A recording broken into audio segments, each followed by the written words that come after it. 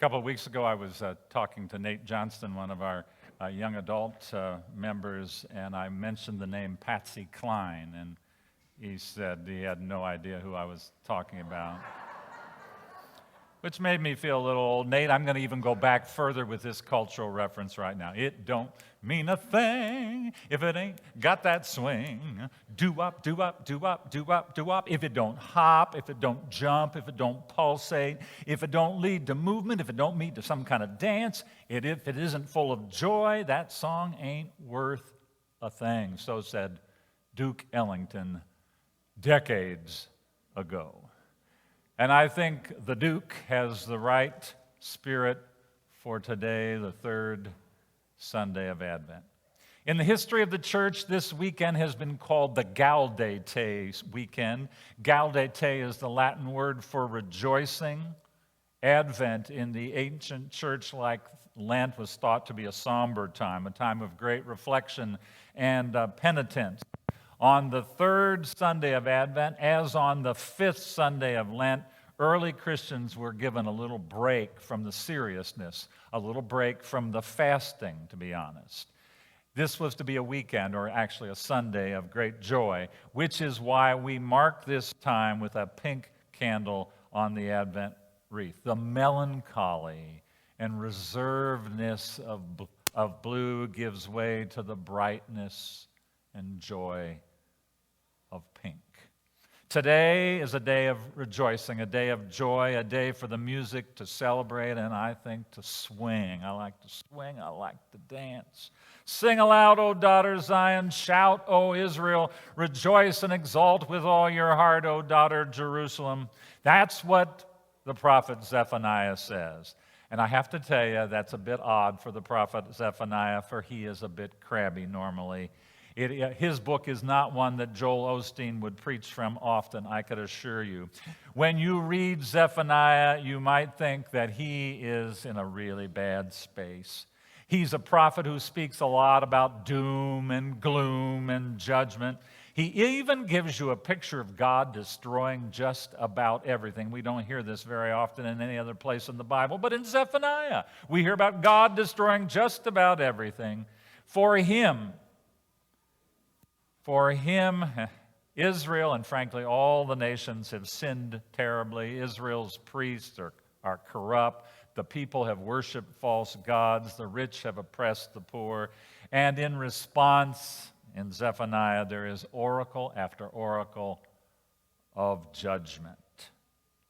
But at the end of the book, in a movement of great surprise, in the words that are our first lesson for today, joy and rejoicing just sort of plop onto the scene. God, Zephaniah reports, has taken away the judgments against you. Now, I don't think Israel has finally gotten its act together. I don't think that's the point. Grace just arrives on the scene just in time to end the story. And this grace is an embodied grace, one you can see and touch and feel and experience. God gets happy today. When I was in Toledo, and many of you know, I get a little worked up when I preach once in a while. And in Toledo, I probably more than once in a while got a little worked up. And Charlie Mabry, one of my favorite people at the time, would come up to me after a sermon and say, "Pastor, today you got happy. You got happy. You got excited. You got energized. You started to move." Today, God's getting happy. God gets the swing. Zephaniah tells us God rejoices over you with gladness, renewing you in his love, exulting over you with loud singing as on a day of festival. And if it's a day of festival, the music is loud, the dancing is everywhere. God is singing as if he is at a party and all inhibitions are gone. God is moving. God is pulsating. God, I am sure, is dancing over his people, celebrating with them. It's quite an image, one that belongs to the spirit of Advent, especially on this, the third weekend. Paul, in Philippians today, like Zephaniah, is preoccupied with joy. He invites us to rejoice. And if you didn't get it the first time, he says, "And again, I say rejoice." Joy is at the heart of this season. Joy is at the heart of our calling.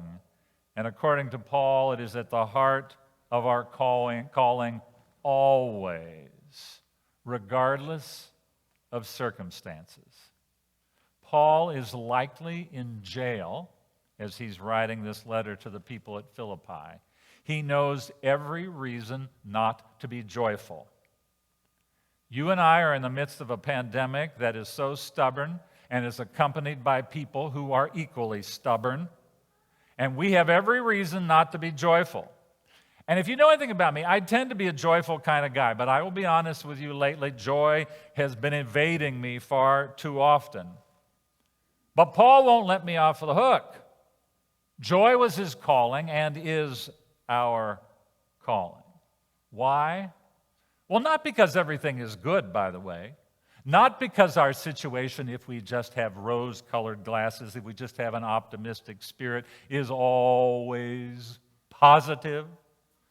Not because death isn't real or painful, as it is, again, for us as a community, as we must say goodbye to yet another much-loved person, Gordon Bonifield. Not because the Christmas season is always easy. It's not. We take on a lot too many times. We also miss people. There are big holes in our hearts at the holidays.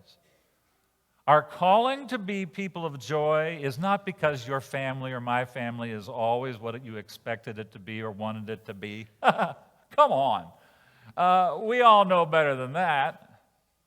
Yet Paul still says, rejoice always. Why? According to him, because the Lord is near. Now, with those words, he probably meant that he expected Jesus to come back at any time. Jesus had been so important to the early church, creating such anticipation that they could not imagine living long without him. And they thought he'd be back soon. They were wrong. Yet much of Advent's anticipation has been about that expectation. In case you don't know this, the song Joy to the World, which we will sing at the end of the service today, was written not so much to celebrate Jesus coming as a baby. It wasn't written to celebrate that at all. It was written to celebrate his return, to make all things right. Now, again, we got to be honest. It's been a couple thousand years and he hasn't returned. Maybe, therefore, we need to talk about the nearness of the Lord in different ways. In one of my favorite Advent sermons, a seminary professor of mine, Don Luck, speaks of the nearness of the Lord in terms of our living in a God-haunted world. He says that we live in a world that points to something greater, something richer, something more ultimate than itself. Though God, he says, is not seen directly or clearly without distortion, something of God's presence and claims impact themselves upon every heart, so that it never can be said that any life is God-forsaken, nor any particular generation, nor any individual experience. All around us are glimpses of something greater than we already know. God is nearer than we know. God is closer than we often are aware of. God's nearness, Luck says, is found in so many places. And one in particular, he says, in the sensate delight of the world, its shifting colors and the multiplicity of its forms and textures. This is why we decorate our houses at the holidays, why we fix special foods, why we sing and listen to lots of good music, why we even exchange presents. Oh yeah, we probably overdo some of this sometimes, and I am not sure that it's worth all of the anxiety that we use up so often in our preparations. If we're so anxious, I'm convinced something's not right. But the small flares of the season bear witness to something more beautiful, something more wonderful, something greater. In the sensate delight of life, God draws near. And Luck goes on to say that glimpses of something greater can be found in the dignity etched by life experience into the faces of the old, in the simultaneously gentle and yet strong depths found in the eyes of the wise, in the almost palpable energy that radiates from those who are life-affirming and life-loving, often the young. And for me, believe it or not, that something greater is also found in the hearts and the tears of the grieving. Our hearts and our pain and our tears long for something more and for the communion with others that pain cries out for.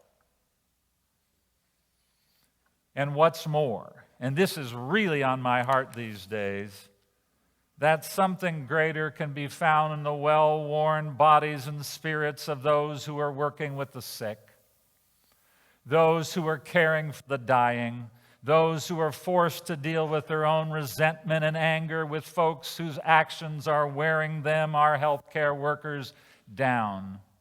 These healthcare workers and their service bear witness to something bigger and something more wonderful than self-preoccupation. A truth which, by the way, takes us to the odd, crusty, harsh, and intrusive John the Baptist. John is the great figure of Advent because he bears witness to something greater, to someone whose life calls us to a greater measure of fairness and social justice. John is preparing the way for the one who will bring good news to the poor, release to the captives, the welcome of the excluded, forgiveness of the broken, and parties for all kinds of people, especially the wrong kinds of people.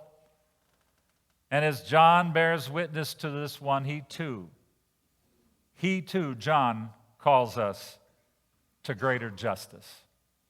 Don Luck says that glimpses of something greater, something more wonderful, glimpses of the nearness of God can be found in the unsilenceable summons to establish greater measures of justice in economic, political, and social life.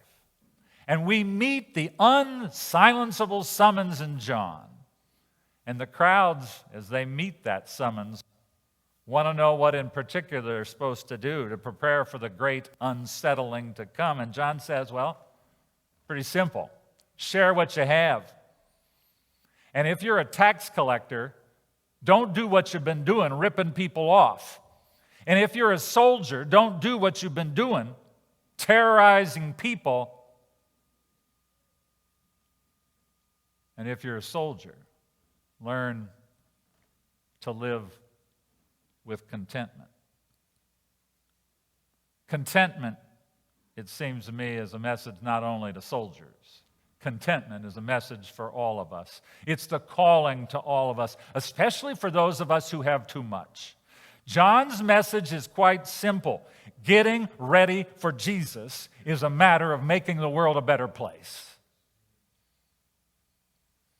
You know, in some ways, it seems like I've strayed a long way from the invitation to swing and pulsate and dance. I mean, John the Baptist doesn't seem like much of a partier, you know. And while, as the Bible tells us, John didn't eat or drink, meaning he spurned the excesses of the good life, he nonetheless, I am convinced, understood the nature of the party of God. He realized that God's party is not an exercise in self-protection or self-promotion. God's party bears witness to something much bigger than laurels or labels. You know, your ethnic background, somewhat interesting, I guess. Your wealth, somewhat interesting, I guess. Your great achievements, those are pretty interesting. Your religious connections, not bad. Interesting, but not ultimate.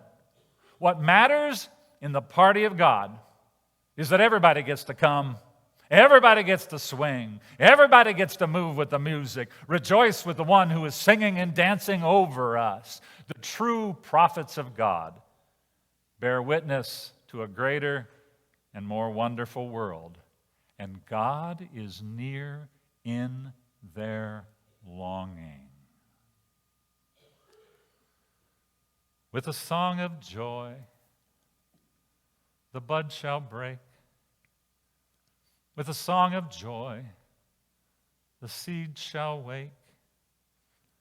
May their song of joy be the song that you sing in your heart. With a song of joy, the old shall teach.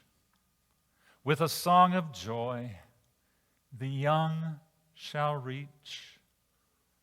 May their song of joy be the song that you sing in your heart. With a song of joy, we shall grieve. With a song of joy, with Gordon, we believe. May his song of joy be the song that we sing in our hearts. With a song of joy, the doctor's care. With a song of joy, the nurses share.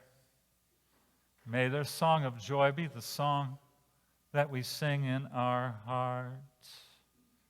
With a song of joy, the prophets long.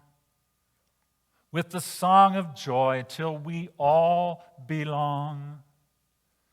May their song of joy be the song that we sing in our hearts. Joy will be the song. Joy will be the song. Joy will be the song in our hearts. Joy will be the song. Joy will be the song. Joy will be the song in our hearts. Rejoice. Rejoice. The Lord is near. Swing. Dance with God's song of delight. Amen.